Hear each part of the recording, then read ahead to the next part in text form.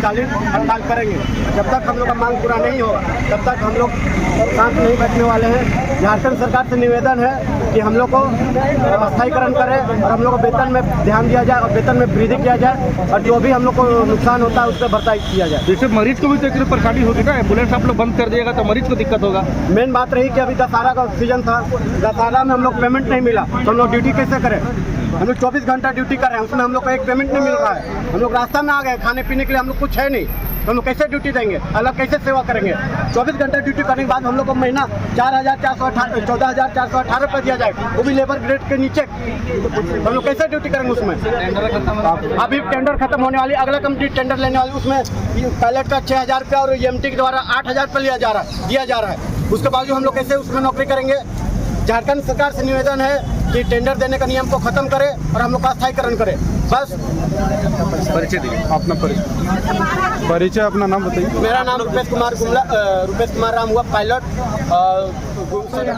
हम लोग जितने भी झारखंड के जो है EMT पायलट है वो आए हुए हैं। हम लोग का नतीजा यह निकला कि हम लोग जो पिछले कंपनी ZHL थी वो 2 महीना का पेमेंट लेकर के फरार हो गए, है ना। अभी फिलहाल की करंट की स्थिति ये है कि जो कंपनी अभी काम करेगी वो टेंडर दिया गया था, वो कंपनी है GVK कंपनी है। वो कंपनी में हम लोग काम कर रहे थे और 1 महीना का जो सितंबर मंथ का पेमेंट ये भी ले करके दे नहीं रही है। जो कि दुर्गा पूजा जैसे महापर्व में जो है हम लोगों की पेमेंट का भुगतान नहीं किया गया। और हम लोगों ने जिस तरह से 24 घंटे ड्यूटी करते हैं तो 12-12 घंटा का ड्यूटी होती है। बताइए उस पर जिस प्रकार से हम लोगों की ड्यूटी है उस प्रकार से हम लोगों की पेमेंट नहीं दे रही है सरकार, हम लोगों की पेमेंट नहीं दे रही है कंपनी, है ना। कंपनी शोषण करती है स्टाफ को। अगर किसी कंपनी के विरुद्ध में कुछ आवाज़ उठाते हैं या ये करते हैं तो वो हमारे ऊपर जो है एक्शन ले लेती है ना। यानी कुल मिलाकर हम लोग की शोषण है। और ये बताइए कि कोई भी कंपनी में काम करते हैं वर्कर्स लोग को उनको ESIC और PF की सुविधा होनी चाहिए, है ना।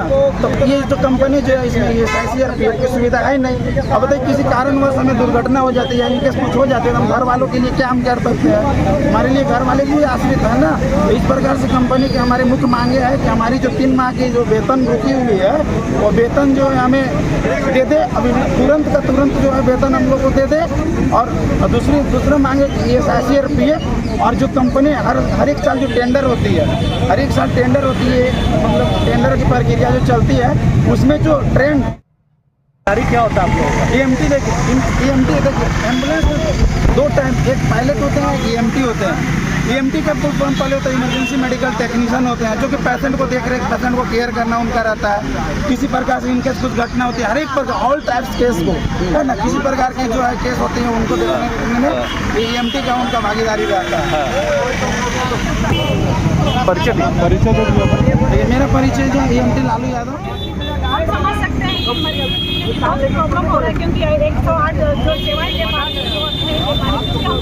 जो सैलरी है वो नहीं दिया जा रहा है। दूसरी बात कि हम लोग को PF पैसा नहीं दिया जाता है।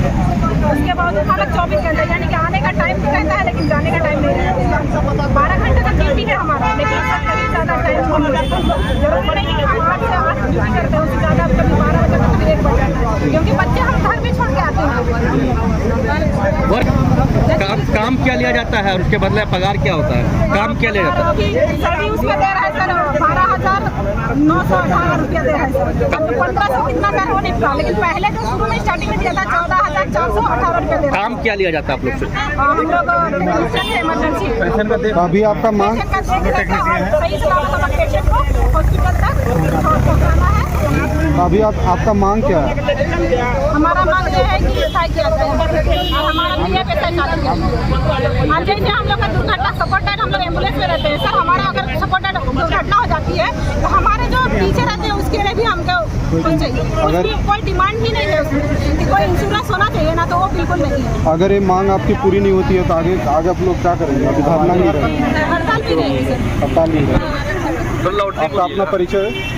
मेरा नाम सुनीता करके है, मैं सदर जो पिछले कंपनी ZHL था महीना का नहीं दिया है 2023 का, और तो आज 2024 का जो है ये है, तो 1 महीना का पेमेंट नहीं दिया है। जो नई कंपनी है जीविका, तो आज सितंबर का पेमेंट नहीं दिया गया है, और ऐसे सुनने में आ रहा है कि दूसरा कंपनी कोई और टेंडर ले लिया है। तो ये कंपनी भी हम लोग को लगता है कि 1 महीने का ये पैसा लेके भागने वाला है। इतना बड़ा त्यौहार पे पैसा नहीं दिया गया, बाद में क्या हुआ कि हम लोग सबको जब जानकारी जब हो गया, हम लोग बोले कि ठीक है, चलिए हम लोग को मतलब डीसी ऑफिस, CH ऑफिस जितना है लेटर वेटर देख के हम लोग अपना धरना प्रदर्शन करेंगे। बस यही है कि हम लोग का जो PF पैसा ये भी नहीं, PF पैसा पहले जो कंपनी था वो कर रही थी, ये जो अभी कंपनी है ना ये नहीं कर रहा, तो इसमें भी नहीं कर रहा, ऊपर से पेमेंट भी नहीं दे रहा। हम लोग ड्यूटी 24 घंटे कर रहे हैं, तो हम लोग करने का मतलब क्या होगा? कंपनी पैसा नहीं दे रही है कि सरकार पैसा नहीं दे रही है? कंपनी हम लोग को पैसा नहीं दे रही है, सरकार उसको दिया है नहीं दिया ये हम लोग को मालूम नहीं चल रहा है। वो बोलता है कि हमको 8 महीने से पेमेंट नहीं दिया है, तो यही हम लोग को जानेंगे कि सरकार जब ये तो सरकार को ही ना हम लोग ये करेंगे भाई, कंपनी को आप दिए रहे हैं कि नहीं दे रहे हैं पैसा, ये अपने आ जाएगा यहाँ पर। तो वही है कि हम लोग को PF पैसा भी नहीं कट रहा है, और बाकी जो है हम लोग इसका ही कर दिया जाए तो अच्छा रहेगा, जनरेशन से होगा तो अच्छा होगा।